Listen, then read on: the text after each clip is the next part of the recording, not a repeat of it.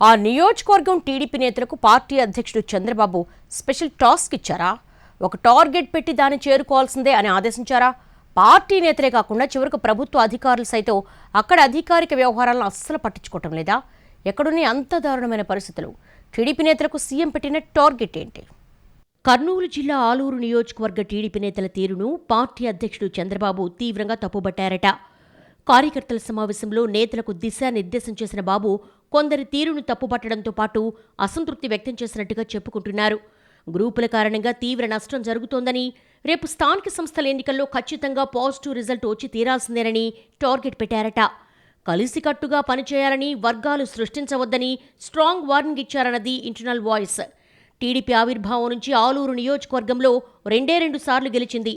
ఈ పరిస్థితి మారాలంటూ లోకల్ లీడర్స్కు ఒకంత సీరియస్గానే చెప్పినట్టుగా సమాచారం. వాల్మీకి కార్పొరేషన్ చైర్మన్కు, నియోజకవర్గ ఇన్ఛార్జి వైకుంఠం జ్యోతి వర్గానికి అస్సలు పడకపోవడాన్ని గుర్తించిన చంద్రబాబు కప్పట్రాళ్ల బొజ్జమ్మకు క్లాస్ తీసుకున్నారట. నియోజకవర్గ బాధ్యతలను పార్టీ ఎవరికప్పగిస్తే వారి ఆధ్వర్యంలోనే అంతా కలిసికట్టుగా అందరూ పనిచేయాలని చెప్పారట సీఎం. విభేదాలు సృష్టించే వాళ్ల మీద వేటు పడుతుందని కూడా మొహమాటం లేకుండా చెప్పినట్టుగా తెలిసిందే. స్థానిక సంస్థల ఎన్నికల్లో అన్ని వర్గాలకు పోటీ చేసే అవకాశం కల్పించాలని సూచించడంతో పాటు ఇన్ఛార్జి వైకుంఠం జ్యోతి అనుచరుల తీరును తప్పుపట్టినట్టుగా చెప్పుకుంటున్నాయి టీడీపీ వర్గాలు.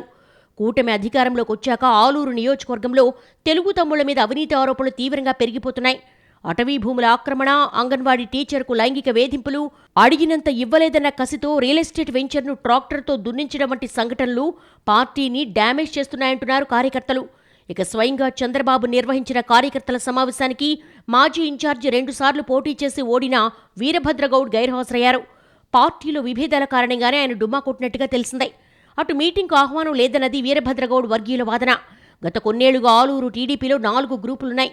గత ఎన్నికల్లో కూటమి వేవులోనూ వీరభద్రగౌడ్ ఓడిపోవడానికి ఈ గ్రూపు గోలే కారణమన్న విశ్లేషణలున్నాయి. అదే సమయంలో వీరభద్రగౌడ్ ఒంటెత్తు పోకడ కూడా ఓటమికి ప్రధాన కారణమని ఇప్పటికే పార్టీలో మాట్లాడేసుకుంటున్నారు. ఆలూరు నియోజకవర్గంలో టీడీపీకి బాగా పట్టున్నా నేతల్లో అనైక్యత బాగా నష్టం చేస్తోందని అంటున్నారు. అటు అభివృద్ధి అంశాల్లోనూ ఈ నియోజకవర్గం బాగా వెనుకబడిందే. 2-3 సబ్జెక్టులు మినహాయిస్తే ప్రతి విషయంలోనూ రాష్ట్ర యావరేజ్ కంటే బాగా వెనుకబడ్డట్టుగా చంద్రబాబు రివ్యూలో తేలిందట. తాగునీటి సమస్య గురించి అడిగినప్పుడు మీటింగ్లోని ఒక్కరు కూడా స్పందించలేదంటే ఎంత దారుణమైన పరిస్థితులున్నాయో సీఎంకు అర్థమైపోయిందని టీడీపీ నేతలే చెబుతున్నారు. అలాగే అఫీషియల్ రివ్యూలో కూడా అధికారులకు గట్టి క్లాస్ పీకారట సీఎం.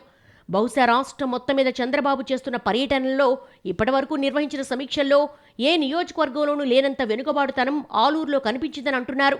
దీంతో ఇక్కడ పార్టీ తీరు, అభివృద్ధి రెండింటినీ ఏకకాలంలో సెట్ చేయాలని నిర్ణయించారట సీఎం. స్థానిక సంస్థల ఎన్నికల ఫలితాలే గీటురాయిగా పార్టీ నేతలకు గైడ్లైన్స్ ఇచ్చినట్టుగా తెలిసిందే.